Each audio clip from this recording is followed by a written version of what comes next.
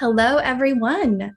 My name is Ashley Lay. I'm the president of AIGA Indianapolis. We're one of 70 chapters of AIGA, which is the Professional Association for Design. And welcome to Like Butter, Equity and Activism Through Fine Art. Butter was an art fair that sought to elevate the Indianapolis Black art scene into the national conversation. Local artists, along with artists from all over the world, were invited to the multi-day celebration of Black creatives. Alan Bacon, who we have here today, was one of the lead curators, along with Malina, Simone Jeffers. They both started the cultural development firm GANGGANG. We also have Keri Kirschner. She's a partner at Pivot Marketing, an Indianapolis creative agency specializing in brand building and communications. Pivot worked on the branding and promotions of Butter, which we'll see today. And together, they're both going to give us a little bit of the behind the scenes. Our theme this year is access to design, and our goal is to elevate a diverse range of creative voices by sharing their stories, perspectives, and inspirational work that has shaped the contributions of their communities. So we want to thank you all for being a part of it and for your support. I'd also like to give a shout out to some of our wonderful sponsors, Saatchi and Saatchi X, the University of Arkansas Graphic Design Program, Creatives on Call, Salesforce, Deckel and Moneypenny. And then there are a few other sponsors too as well. So we're very grateful for all of their support and helping us fulfill our goals in a meaningful way. I want to hand it over to Keri and Alan. Thank you for being here. Hi, guys. Again, I'm Keri. Thanks, Ashley, from Pivot. We are super excited to talk to you about this, I think, because you are the first group getting the recap ever of this event. It's been about 5 weeks since the event took place. And, hopefully what we will kind of go through today will show that as a result, it's been quite busy after this. And, we have been kind of scrambling to pull everything together, but very excited to get a perspective, especially from anyone who's not from Indianapolis. I know that there's a lot of other cities on the call, and, it's something that we are very interested in taking to other markets and in exploring in new cities. So, I think it's, going to be really good, especially at the end. And feel free to interrupt with questions we can, talk through. Alan, just to give you guys an overview, and we will try to not take up too much time. There's tons of photos in here. So if you are into that eye candy piece and not the words, then this is the presentation for you. Alan is going to take you through the big idea and sort of how it all got started in terms of the activism piece. And then I will take you through some of the branding and promotion. And then we will talk about the fair itself and really go through some of the outstanding sort of results, not just from a social impact perspective, but also from a money perspective and artwork sold and commissions and jobs that resulted as a result of the 4-day art fair. So Alan, boss man, I will pass it over to you. Molly, who is his partner, was one of our, the founder of GANGGANG also, and a co-curator, not able to make it today, but Alan, is the better half in some ways, and we'll go for it and try to do his best to channel Molly. Is this being recorded? So you make sure we get the better half back to Molly. I think I would appreciate that. Thank you for having us here today, Pivot Marketing, GANGGANG Culture. We started GANGGANG, a cultural development firm here in Indianapolis, to do just this: come up with cool ideas like Butter, and allow art more pathways to be amplified and elevated. But just the idea came from this really trying to figure out, ways where we can introduce more equity and more creativity in the Indianapolis art scene, and just really, wanted to elevate the Black artists that we have here in the city, but not just elevate the art that is produced. I think there's that dichotomy between Black artists versus Black art, and we really wanted to really highlight with Butter just the talent that we have within our Black artists, no matter what the discipline or genre of their art is, and just what they create, but just the idea of just increasing the value and worth that we see when it comes to art produced by Black people. One of the ideas of just the inspirations for butter, honestly, was just the elevation that we all feel and see and experience in Art Basel. So we wanted to bring an elevated experience, to Indianapolis, to this region, just understanding that we're going to use this butter as a platform to not only elevate Black art, but also to kind of show Black culture in very descriptive and meaningful ways. Here's an article here that we like from Forge. Much of the American experience is shaped by the power and passion of Black culture. It's time America starts paying for what it's truly worth. So it's time to pay the culture back. And it's one of the things that we did with butter was we introduced a lot of equity within the process. So we didn't take any admission like fees or fees to participate for the artist. And with the goal to sell 100% of the works, and with 100% of the proceeds and profits going right back to the artist that created butter.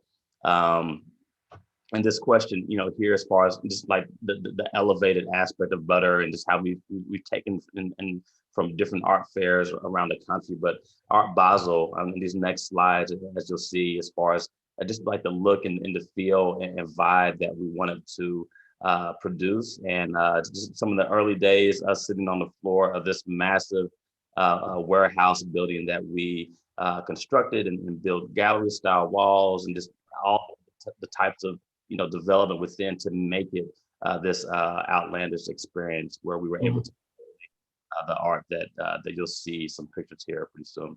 And I think, it's important to point out here that around the same time that mainstream media like Forbes, this is a few years ago, was making the case that we need to change, seriously what we're doing and how we're, giving back and creating generational wealth. You guys had gone for the very first time to Art Basel in Miami, and your reaction, you and Molly, and that's Molly in the upper left at actual Art Basel, your reaction when you came home, and I had been to the event before, was so, this is just such another level. Would Indianapolis understand this? Is this something that we could do in the Midwest? What would it look like? And then you see in the bottom left corner here where we're all sitting, part of it was we need to find a big raw space, and this was a giant storage container, more or less for a man, who owned a huge building, and his personal items were in there. And so I think, you guys, had you not gone out of the market and been to that particular event and felt the vibe, it would have been a very different story, perhaps. No, absolutely. And I think, that's what really allowed us to dream big when it came to producing, butter alongside with Keri and Pivot Marketing, and just kind of what you will hear from that perspective as well, as far as how do we present this, to the public. But definitely just experiences like Art Basel contributed a great deal in just the look and feel of butter. Yeah, and I think some of the points you see here are interesting because they became the end result, right? When we set out, we said, Molly and Alan had really lofty goals. What if we sold every single piece? What if we had, learning resources and stuff for the kids to do too?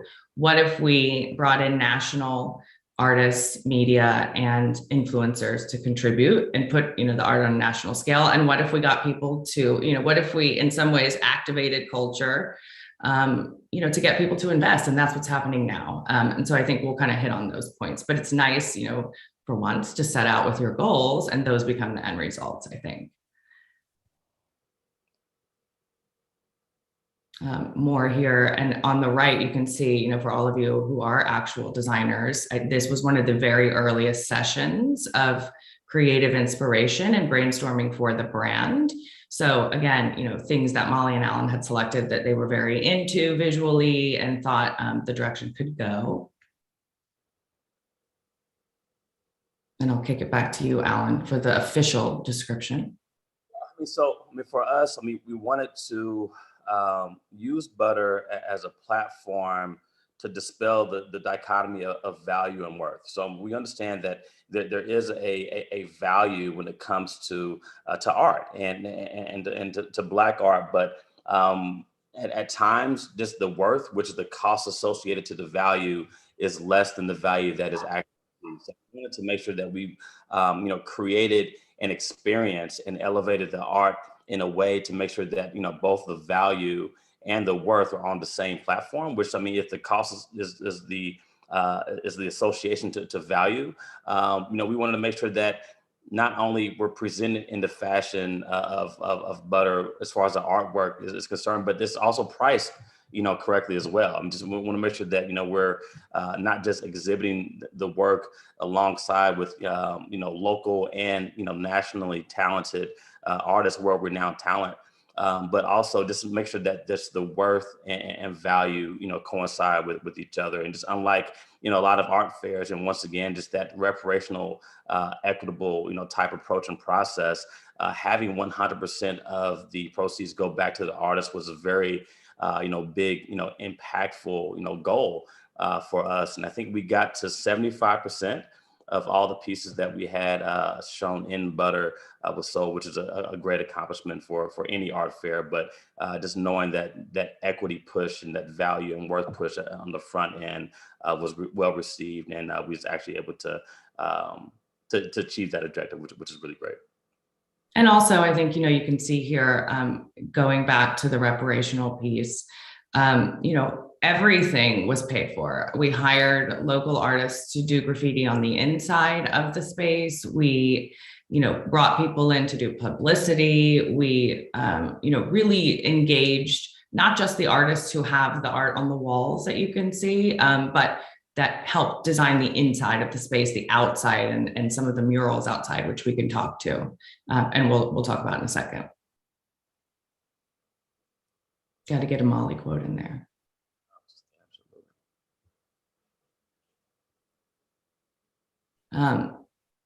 Yeah, and so these are, obviously a lot of the people who were involved in the process, and giving you a sneak peek at where it went from there.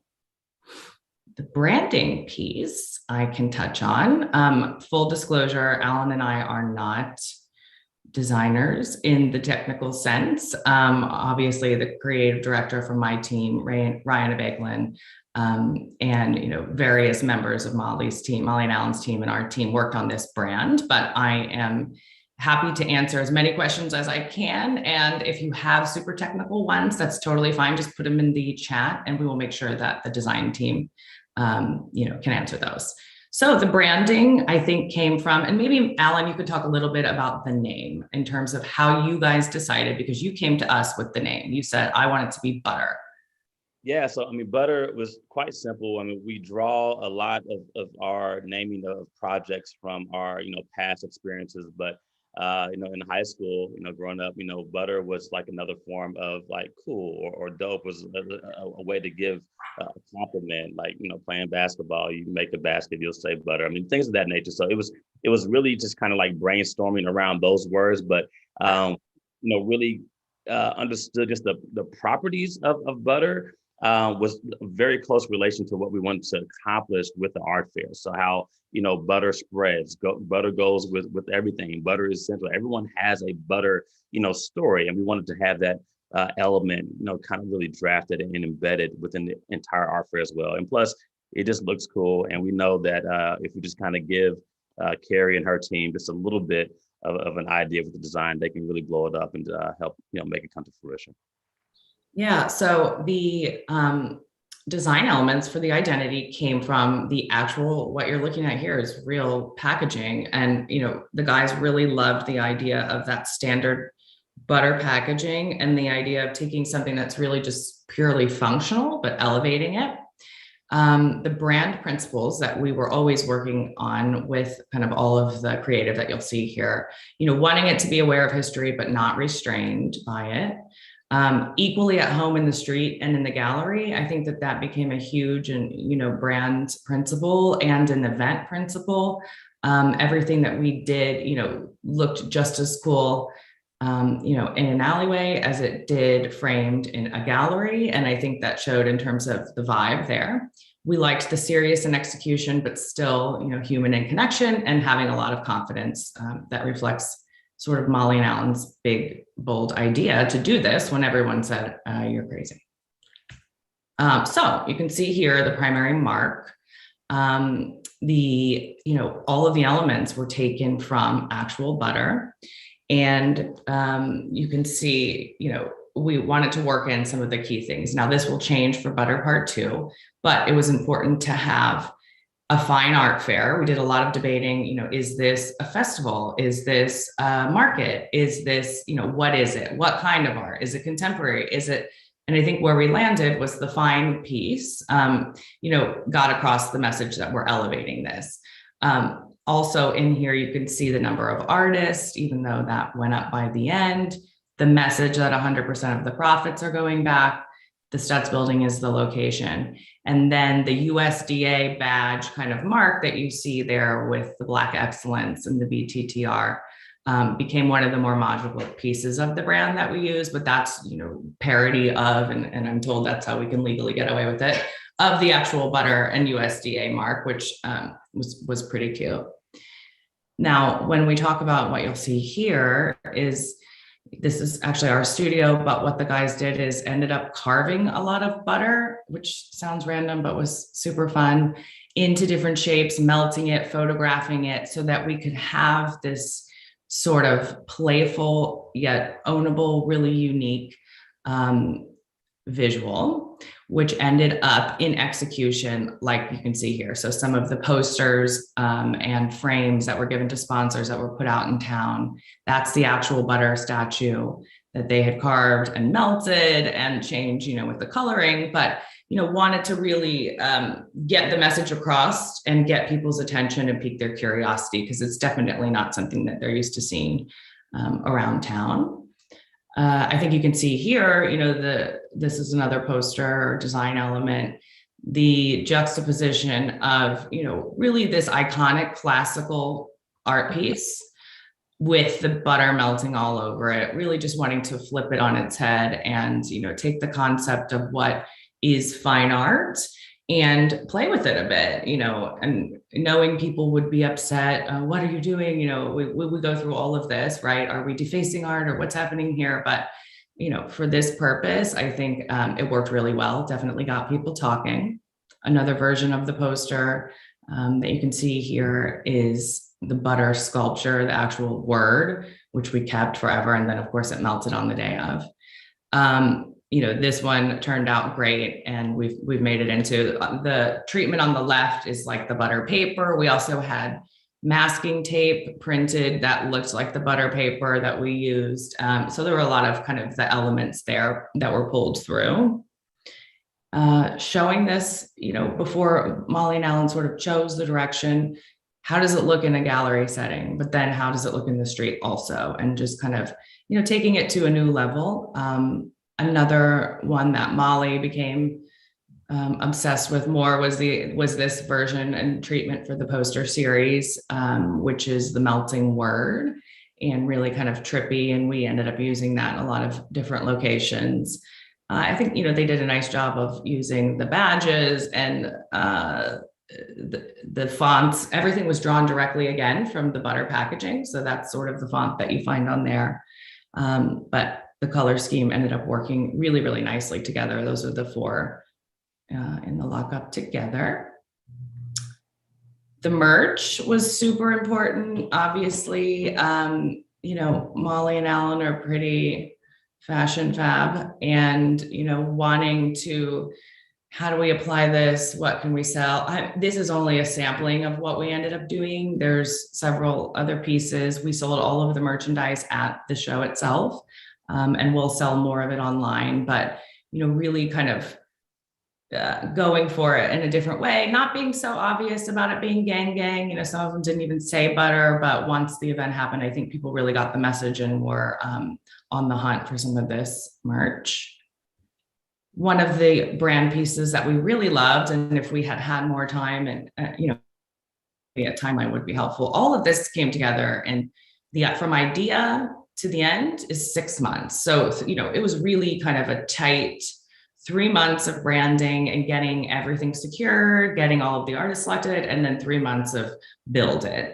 So had we had more time, we would have gone for more of these, which became huge. It's this is in the raw space, but a bench that's functional that we were able to move around throughout the different event pieces.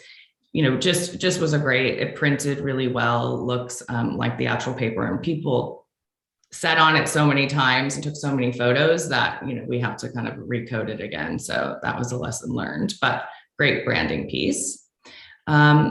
The promotion piece. So my background is in PR. Pivot's a branding and creative firm, but we do a lot of communications as well. I think kudos to Molly and Alan. The promotion piece was even though we had about 3 months to promote it, a really smart and sneaky in some ways, slow build. We got to the right people first, and we were able to kind of set that message from day one. So here you see, and this photo doesn't really do it justice because, it's hard to see without feeling it, but the invitations to the artist, Molly was very adamant that they be treated, the people that we were inviting to show and sell at the fair, be treated at the highest level, that they receive, top attention. And so this was the artist invitation that went to say, we'd like for you to participate. It's wrapped in vellum, which is, like it's clear like the butter paper. And so I think, when people received it, and including sponsors as well, were really just, oh, wow, this is something totally different. This particular invitation wasn't just an email, it came to them, and it turned out really beautifully. And I think we'll definitely use it again in future shows, the treatment there. But we also, I think a big part of the promotion is pulling in some really heavy hitting influencers in some ways. If you're from the Midwest, if you're from Indy, you might know Martha Hoover from Patachou, and all of her work there and all of the great restaurants. This is her daughter, who's married to quite a famous artist. But getting people like this behind the cause and, quoting in media and promoting was a huge boost to get people in other cities to pay attention, to not just really, write it off because they think it's a fair in Indiana. They're here, you can see it kind of in the street, the applications there, which turned out beautifully. And, Alan, I think you just had your hordes of volunteers, teams of people going out and kind of putting these up in locations where we wanted, people to come. So kudos to that giant team for helping there. One of the things that people really loved, this is the sticker series. So you can kind of see how all of the elements were beautifully pulled off. We sold this at the fair itself in a 5-pack. And we gave out tons of them. So, I think you can start to see them, at least in Indianapolis. Hopefully somebody sees one somewhere else. Laptops, we're seeing them everywhere. But it was one of the most, I think, requested merch pieces were the different stickers, which were super cute. A big part of the promotion is this mural. And this is a true labor of love. I think we underestimated every ounce of it, how long it would take, the effect it would have, what would happen as a result of it. And Alan will talk a little bit more about that. But I think from a promotional standpoint, Molly and Alan, as a condition of using this space, asked the building owners if we could have access to this north-facing wall, which was completely blank. You can see this wall when you're on 465 or on 65, sorry, at the 70 kind of split at the Stutz building. So it's quite a visible wall, which was a shame it was never used. And so commissioned artist Ashley Nora to do the first 3D mural, to my knowledge, that she's done, I think. But Alan, maybe you can talk a little bit about the mural itself. That's obviously before it was finished. Yeah, this helped, set the stage, I believe, for just the entire art fair. I think this added a good source of just emotional content within the environment, where we use this 90-foot by 40-foot space, this north-facing wall, to really create this tribute, to just the keepers of culture, of our local talent and our creative economy, to some that are currently just luminaries like the Vivica Foxes of the world and the Mike Epps of the world, but also just the torchbearers. So we have Maxi and other performing artists that we have within Indianapolis that are doing great things now. This is just a way that we could showcase our creative talent within the city and also give people their flowers while they're still here. So this was a very, I think, emotional component that helped kick off not just the brand and element of the show itself, but also just the feeling and the vibe around Butter. And I think, and maybe next time a map would be helpful if you're not from Indy.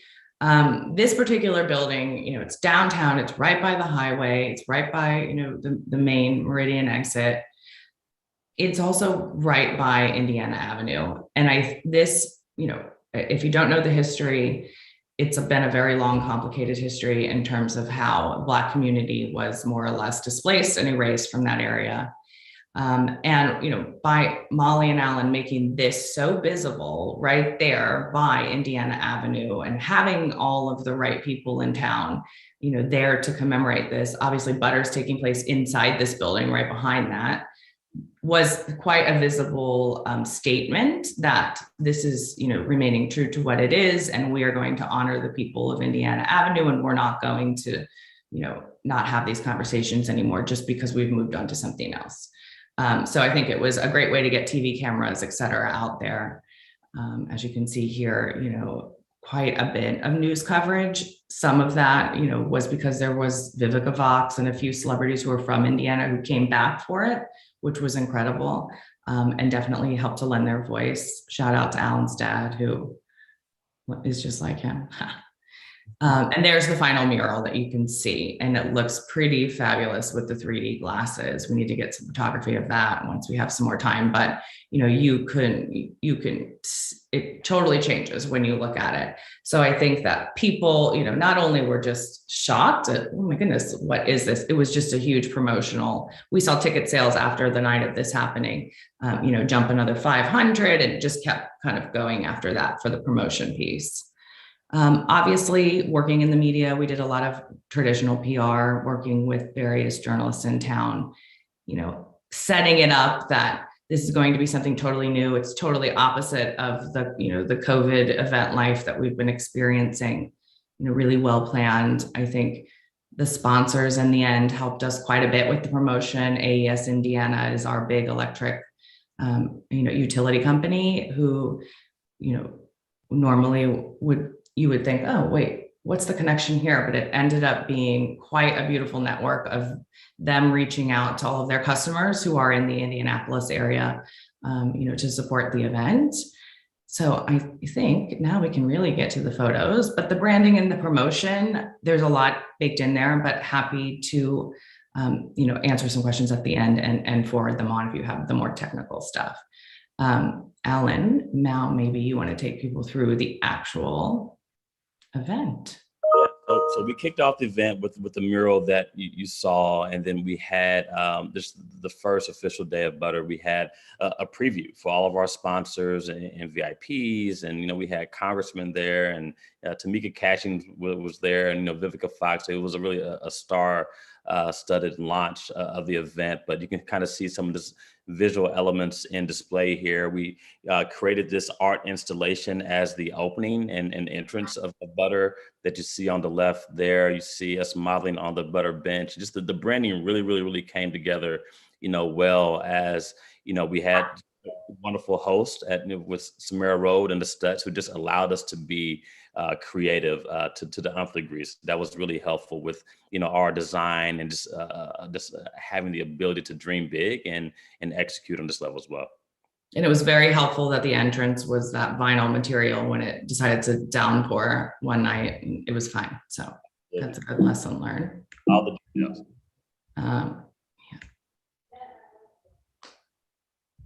Yeah, so we also partnered with Black Art in America. You see Mr. Najee Dorsey there, which is the CEO and president of that large-scale media firm who promotes Black art. So just having that national presence at Butter just really allowed the event to open up to a larger audience, and you can kind of see some of the pieces behind him that was featured, and then also just another powerful piece here to the right by Shady Flock that actually created that, a local artist here that that piece actually sold at Butter too. We're talking about 75% of all the artwork on the walls being sold, which is a wonderful accomplishment.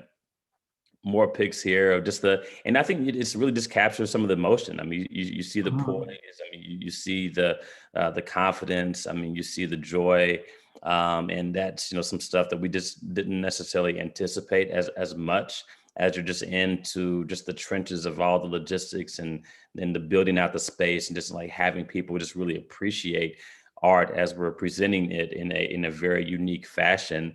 And it just wasn't just about the visual art. I mean, we had performing artists there. In the middle of the design of this gallery space, we had this big, DJ Vegas style booth. And so there's the visual aspect. We had, treats and entrees that were butter inspired. And it really was a multi-sensory event that brought a lot of cultural elements together, and I think created this environment where you saw this it's not just about just the Black experience, but it's about people of culture. So people that understand and love art and food and design and music. And I mean, that was just the crux of the attendees. And we saw, close to 4,000 to 5,000 people over the weekend. We see all the pictures of the beautiful kiddos. So, creating this environment, if 2020 was about everything that separates people, whether that was the health pandemic or the racial and social justice pandemic, culture is what brings people together. And that's what we wanted to do with Butters. Like, how can we use culture and art and music and design to create an environment to bring people closer? Yeah, and I think, obviously, and I actually want to jump back to a picture in a second, but seeing some of the work, it was pretty arresting. It was pretty emotional, but again, kudos to Molly and Alan, who have 5 children between them. Crazy.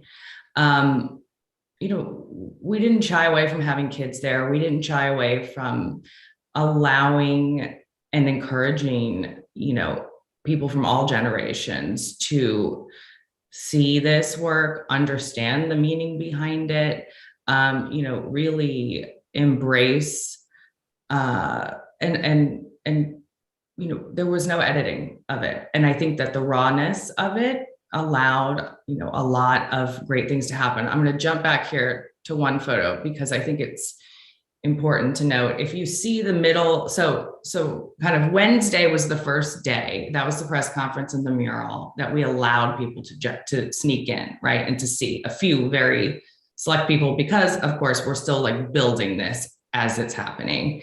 One thing is the walls that you see in the background, which were hugely instrumental into this, the look.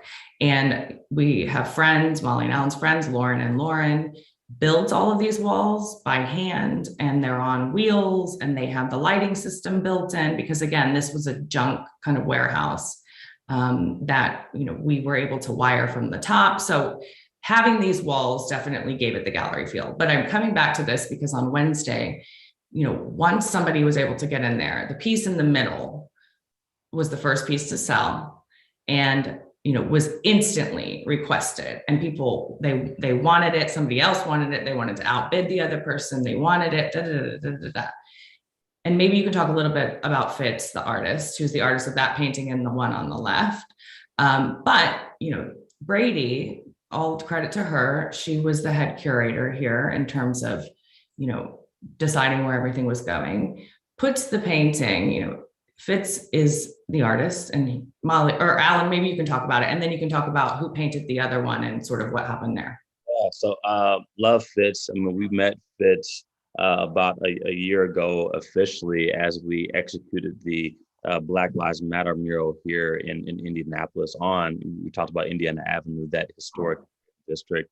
But Fitz is one of those artists that that helped us with that execution. Also a member of the 18 Collective, which is a byproduct of the execution of that mural. All the 18 artists that created the mural also formed a collective. And some of them also were featured here in Butter. I mean, Fitz is a outstanding artist, but I mean, you see pieces like these on the wall. Just the value of these pieces. I mean, could be north of $5,000-$10,000. But I mean, I think prior to Butter and prior to some other events, you would see local artists of Fitz's caliber selling these pieces for $250 or $500. So I think when it comes to Butter and what we wanted to create was for the artists to understand not just the value of what they produce, but the worth, which is the cost associated to that value. So that was one of the legs and takeaways, I mean, from the specific project where, Fitz, I think, got at least about a good handful of commissions after Butter. And part of the reason why is this one, how it was created, and also how the art was presented that allowed some of those interactions and legs to take shape. Next to Fitz, Will Watson created a portrait, who's a local artist born and raised here in Indianapolis, who moved to DC to make it big. And just one of the things that we wanted to do with Butter is not only elevate the creative economy here, but we want to retain our talent.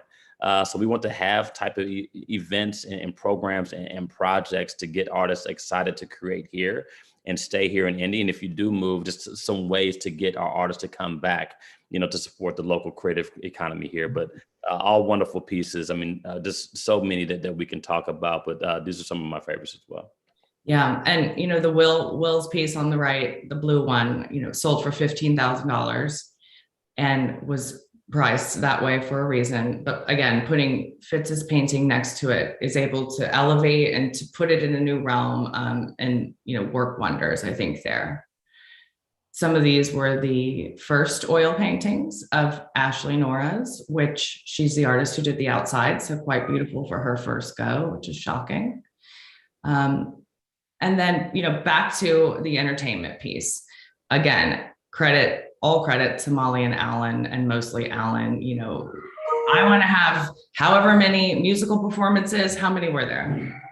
I think we had about 7, and Butter also featured 14 DJs over the course of this 3-day art fair. And just like having a multi-sensory production and environment just really helped to create the vibe that we wanted to accomplish, with Butter. And I have a performing artist, background, not visual artist, and just understanding just how just all those cultural elements feed off of each other. We was able to really execute this at the high level and create the type of environment and vibe that we want to accomplish. Yeah. And, I think it shows in some of the reviews from people who were there, no fleeting man without a country, the sense of belonging, people really having a lot of joy. There was a full, I don't even know how many people doing the electric slide at one point, just experiences that you wouldn't see in a particular traditional art fair setting. More of the artwork that was quite popular and sold here.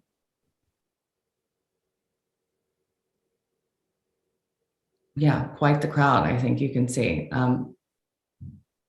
Which leads us to the end, the afterglow. I don't know why I called that, but called it that. But and Alan can kind of jump in here too. But I think we were overwhelmed with the response during the event in terms of people. Just the number of times people said, "This does not feel like Indianapolis," or "Where am I? I feel like I'm in New York. I feel like this is at Paris." Like, where has this been? So, that was a great review, and just seeing it happen. But I think also, the expectations we were able to exceed, and, some of those are listed here. So with that press conference and the mural dedication, we had over 200 people, in addition to the media there.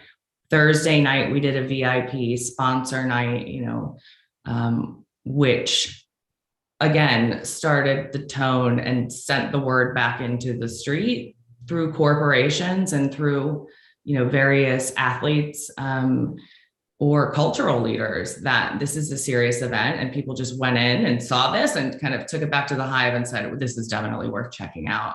One of the most important components that we'll do even more of, I think, next time, and Alan can talk about that, is having the kids come in during the day and doing some of the youth workshops and tours and allowing kids. Heron is, art school, IUPUI, even young kids. We had so many children that aren't reflected in the 2,570 tickets that we sold that were able to come in, speak with the artist, hear them talk. I think that was quite a good bonus for the event.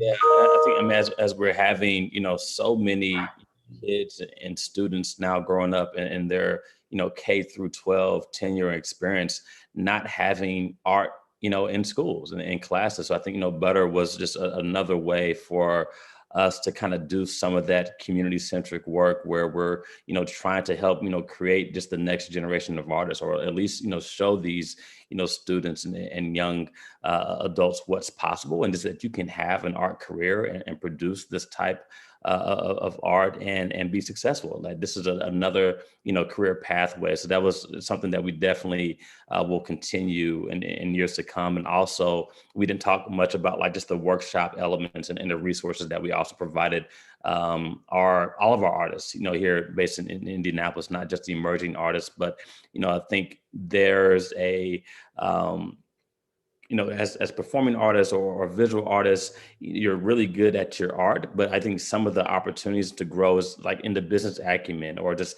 how to navigate the fine art space. What does marketing and branding look like? So having, workshops that are tailored to those, not only, we were trying to help promote the artistry of the artists, but also just the business acumen and just helping them become better and greater entrepreneurs as well. Yep. And that showed in the sales of the art. So 40 pieces in the collection sold, $65,000 for a total of that, with the additional sales, which is, here you go again with the kind of equity piece at 175,000. So additional sales is pretty much, if somebody had two pieces in the show and they sold them both right away, they started selling, past things from their collections. They are doing individual one-off commissions. We had Black Art America, which is coming from the National Gallery, sold their 5 pieces. We had quite after the fact, all of the artists, I think, would say, became busier than they have been in a while, and they are dealing with new markets and new potential buyers, and being asked to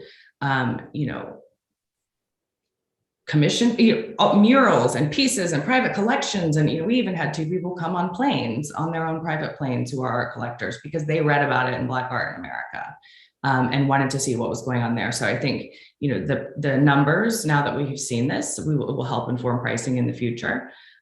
Which is great. More of the success, the media coverage, in those 2 weeks, 3 weeks, 106 stories, reaching 15 million people, quite a bit of TV, print, online coverage, getting people there. And that was all based on a concept that hadn't even happened yet. So we're really excited, I think, for the next iteration of the event to now have photography and proof of concept, which makes a huge difference. And the video, which I will show you in 1 second, if there's something I can switch over. And I think, these last few quotes really sum up the after effect of Butter. And that was, it was not, whitewashed in any way, and following, and the magic really happened because I think Molly and Alan allowed and brought in the exact right people to, make the event perfectly representative of your experience, of Black culture, of what's happening in the world. It was just such a nice combination of you guys leading and showing us the way when it comes to pulling off events like this. The perception surveys, are out, and we're getting great feedback. People really commented about Indy being just, a blank canvas, underrepresented. We've been struggling with this forever. So people were thrilled to see Indy feeling, more metropolitan, more cosmopolitan. They were very pleased with the art, and then the feedback, art impacts my soul, to get people to come to an event, to have a real emotional experience, justifies it. It's not an event. It was really a fair. It was a cultural experience in a lot of ways that made people feel, that they were welcome again in the city. And I think, we will close with this final quote. A poet who had attended summarized the event, in this way, with these great kind of phrases that I think hit the nail on the head in terms of how it felt to actually be there. And you'll see that in the video. But the last part here is, all the credit to GANGGANG for putting this together. And, this experience we do and we know will allow all of the kids in that room, and teenagers too, and young adults. I mean, Alan and I are no spring chickens, but people like Fitz who are in their 20s, to see that this is an opportunity and that the kids can go this route, and really, leverage it. And this is sort of the last photo, and a lot of those are Alan's kids in the front. Sure. But, making the point, I like how T's on the phone, making the point here that, this is kind of where we started. Like, this was a photo taken, I think, right at the time of everything changing and before you guys had come up with butter.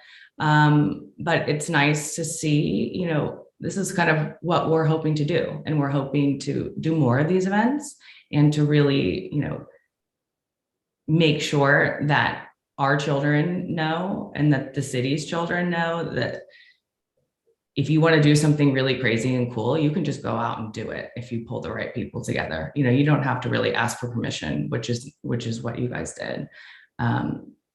Yeah. Now, should I show the video? Can I do this? Okay, hang on.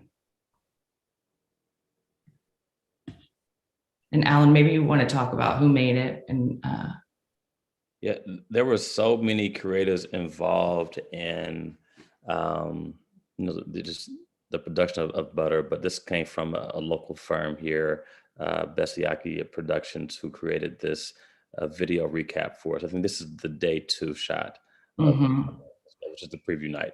And we ended up running this on day 2, which caused, another 1,000 ticket sales for day 3 and 4. So, never underestimate the power of video to kind of get people excited about it.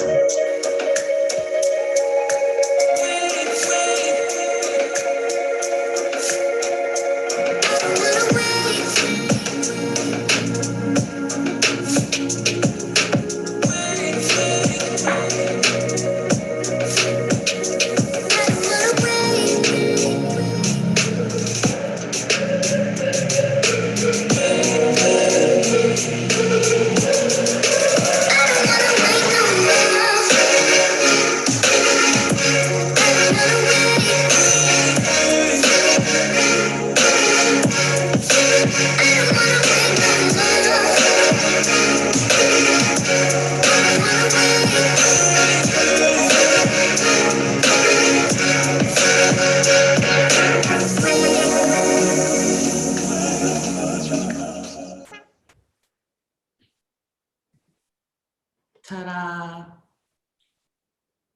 I think that is it. Yeah, we have about 10 minutes left. I'm not sure what questions are available. I will look, but again, we're happy to answer whatever's kind of on your mind. Let's see if we can write that. Question from YouTube. Do you think part 2, what do you think for part 2 of Butter? Will you include more mediums of art? That's a great question. I think what we didn't show in the pictures, we did have some sculpture. We did have, and we couldn't show a picture of the piece in the back room, which I don't even know what you would consider that. But Alan, what are your thoughts on including more mediums? No, absolutely. I think, this was the inaugural Butter. We wanted to make sure that we were, that we're growing to the point that we can still execute at a high level, but knowing what it took to produce this first iteration, we definitely want to include more mediums and also more artists. I mean, so I think we'll probably double the amount of artists, space, experience components, and just mediums and disciplines of art is definitely a part of the evolution of Butter for sure. And, you know, as we think about this event in terms of different cities or regions, and if that's a possibility, you know, again, more mediums, more artists. The biggest complaint was there's not enough, you know, everything was sold by the time I got there. So that's a good complaint to have. And we definitely, you know, want to open it up. Another question, bringing Butter to other cities, a goal of yours. I mean, Alan, you can answer that. I think we're all still figuring it out again, 6 weeks out, but. Yeah, I think we'll always have Indianapolis as the home city for Butter, but absolutely, we've had some discussions and offers already about bringing Butter to different cities and locations. So that's definitely on the table. And yeah, just follow, you know, Gang Culture on IG for more details as it relates to that. But something that we've put a lot of thought in. We're really concentrated on making sure that Butter 2 is where it needs to be, just from a proof of concept, you know, vantage point perspective, that we can execute this, you know, 2 times in a row. So hopefully we'll get through another iteration of Butter here in Indy, and then think really intently about how can we bring this, or how can we travel Butter? How can Butter spread nationally? We'll get there.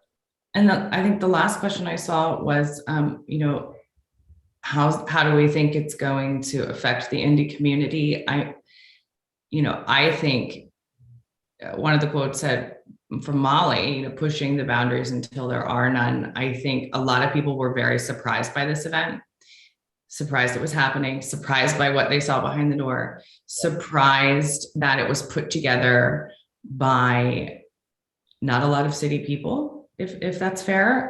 You know, it was really Molly and Alan's kind of baby that came from, you know, quickly after they had started their firm, GANGGANG. I mean, this was all kind of happening quick. And I think, if anything, it shows that, you know, if you put the right people together, you can do something in a timeline that most people would think is crazy. And how are you going to get the space? You know, I think it just really blew out the rules in terms of how you host a cultural event, what a cultural event is and is supposed to be, and how you put together, you know, creative funding to do that. I think that was a big eye opener for at least the Indianapolis community.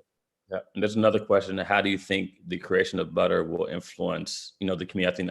I mean, you're hitting on that right now, Keri, but I think another, I think greater takeaway was Butter allowed this perceptions and stereotypes to dissolve. I mean, so allow people to think more openly about how to experience fine art and in ways that I don't think a lot of people experience. I mean, I've never experienced Butter before, but we were really intently on creating something new, something fresh, maybe a new, you know, concept of how to produce an art fair. So I think, you know, Butter allowed us to dream big and hard. And I think you really felt, you know, just not just the elevation, but just the emotion behind it.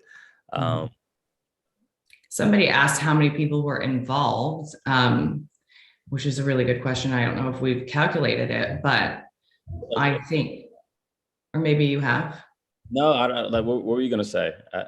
I don't even know. I mean, I can tell you how many artists there were.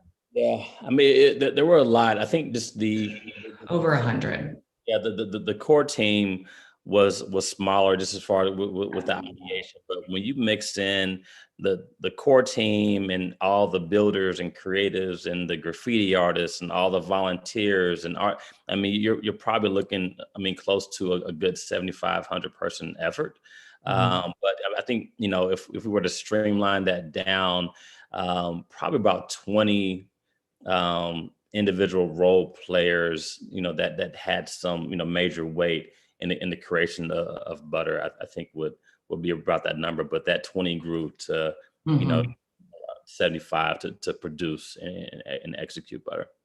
And, you know, tons of volunteers, to be honest, for the event itself. To have, almost 4,000 people in that space required some really great people who just love Molly and Alan to death, and who showed up and who, manned their posts. And, everybody really pitched in for this, including carrying trash out. I mean, it was a full kind of all hands on deck, just again, not knowing, this is COVID, this is a different time. This was on Labor Day weekend. We had no idea. I mean, we thought people would show up, but it was never a guarantee. And I think, again, having that core 20 people available who knew the flow and who knew the end goal, and to kind of usher through the weekend was great. But everybody was a specialist kind of in their own right. And I think that was huge. Absolutely. Cincy creatives will travel to Indy for this. Yay, next Labor Day. We're definitely doing it again next Labor Day weekend. And so it was last time Wednesday, Thursday, Friday, Saturday, Sunday affair, which we didn't even talk about Sunday, which was the whole testimony service and, kind of a whole different spin on it. But that's the goal. I mean, we see St. Louis in the chat. We would love for you guys, to come out if you, have any interest in learning more, attending, or know somebody who would maybe be interested in exploring the concept for your city. Definitely, hit us up, let us know. Yeah, and thanks for the plug for St. Louis. We've talked about St. Louis and butter on there as well. So, absolutely. Anything else? I think we are at time. Yeah, we did it. Yeah, all the information is there. We would appreciate any other feedback. Email us for sure. And keep an eye out for news on the next one. Right. Thank you guys. That was awesome. I have only heard great things about Butter being in Indy, with all of the great feedback and people that have gone, and just the whole vibe itself. You guys did a really great job. I wanted to remind everyone to make sure to check out MidwestDesignWeek.com for the full list of the event schedule. And if you can't see anything in real time, we are recording everything. So as you know, we're obviously streaming to YouTube, which is most of you are watching from now. So check in on the events later. If you jump on Slack, we'll answer any questions you might have about the events, things like that. And then thank you again, Alan and Keri, for your time this morning. It's been a pleasure to get to see more of the background experience of how it was all put together. And not only like coming to this event, but like putting on something that is so great for our community. So keep up the good work. You guys are awesome. And everybody out there, we hope you all have a great morning.